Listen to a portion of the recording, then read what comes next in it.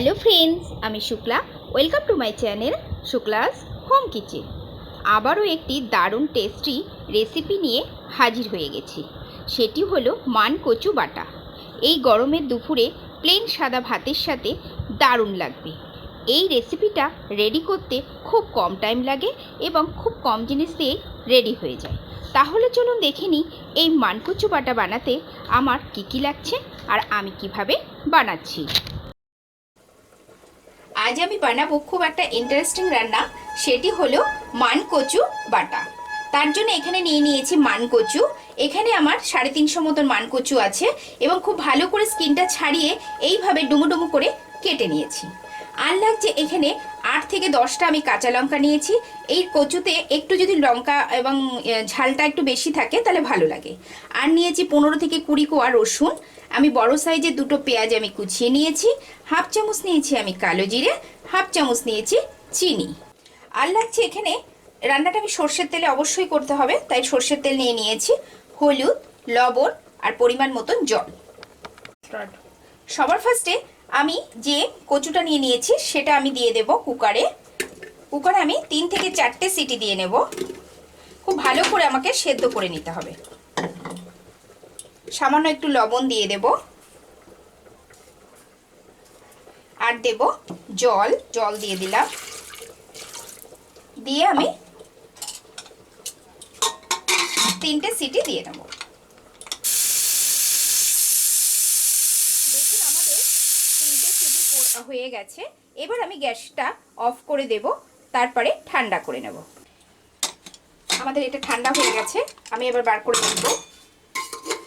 দেখুন পুরো সেদ্ধ হয়ে গেছে। এবার আমি একটা স্ট্রেনারের মাধ্যমে জলটা ঝরিয়ে নেব। দেখুন আমি একটা স্ট্রেনারের মধ্যে দিয়ে দিয়েছি। জলটা যেটুকু আছে সেদ্ধ মানে পড়ে যাবে। আর সেদ্ধটা একটু বেশি হয়েছে, এটা 2টো সিটি দিলেও ঠিক হতো। আমি এবার এটা ঠান্ডা করে নেব। দেখুন আমাদের এটা বেশ ঠান্ডা হয়ে গেছে, এটা অনেকটাই গলে গেছে। আমি এবার এটা একটা মিক্সিং জারে নিয়ে পেস্ট করে নেব।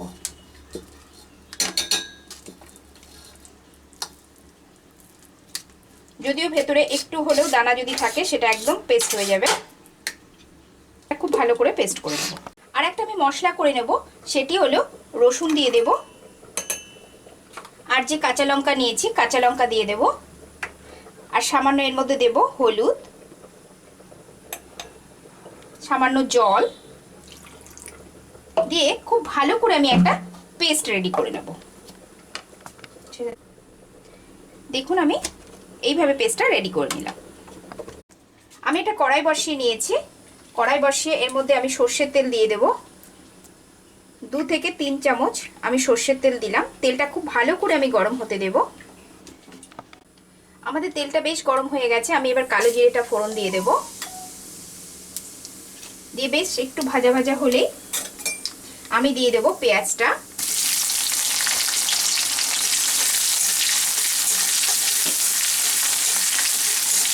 পেঁয়াজটা একটু ভেজে নেব, খুব লাল করে আমি ভাজবো না। দেখুন আমাদের বেশ একটু পেঁয়াজটা ভাজা হতেই আমি যে রসুন আর লঙ্কাটা পেস্ট করে নিয়েছিলাম ওটা দিয়ে দেব।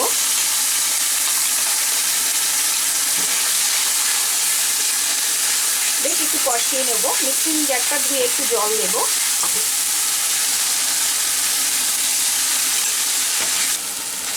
আমি এর মধ্যে দিয়ে দেব লবণ। লবণটা আন্দাজ মতন দেবেন, যতটা দরকার হবে, পরে আর দেওয়া যাবে না, কারণ তাহলে খুব ভালো করে না মিশলে অসুবিধা হবে। আর দেব হলুদ।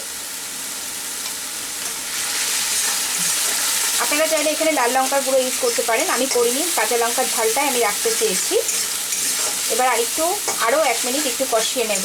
দেখুন আমি আরও 1 মিনিট কষিয়ে নিলাম। এবার যে আমি মানকচুটা যে আমি পেস্ট করে নিয়েছিলাম সেটা আমি দিয়ে দেব।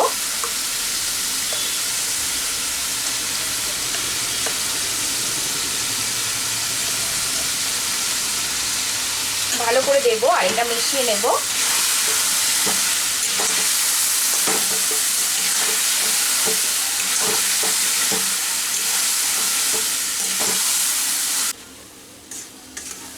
দেখুন আমি সম্পূর্ণটা দিয়ে দিয়েছি এবং খুব ভালো করে মশলাটা এর মধ্যে মিশিয়ে নিচ্ছি এবং 7 থেকে 8 মিনিট ধরে আমরা কষিয়ে একদম শুকনো শুকনো করে নেব।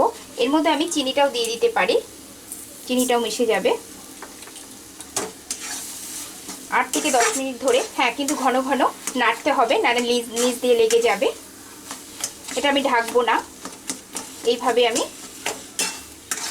শুকিয়ে ফেলবো একদম না নাড়তে নাড়তে। দেখুন আমাদের 7 থেকে 8 মিনিট হয়ে গেছে। বেশ দেখুন গুটিয়ে গুটিয়ে আসছে, তার মানে আমাদের পুরো একদমই হয়ে গেছে, জল পুরো শুকিয়ে গেছে। এবার আমি গ্যাসের ফ্লেমটা অফ করে দেব। ঠান্ডা করে গরম গরম ভাতের সাদা প্লেন ভাতের সাথে আমি সার্ভ করব। তৈরি হয়ে গেল আমার আজকের রেসিপি মানকচু বাটা। লাঞ্চে সাদা ভাতের সাথে সার্ভ করুন, দারুণ লাগবে।